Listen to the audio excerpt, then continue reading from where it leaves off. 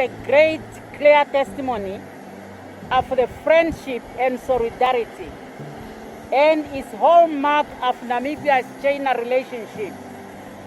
As China, since the outbreak of the virus, has made numerous donations and interventions in support of Namibia going to fight COVID-19 and Africa as a whole.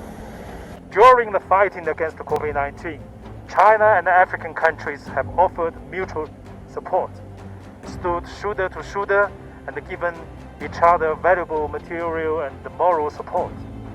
The China-Africa community with a shared future has been consolidated through solidarity and cooperation.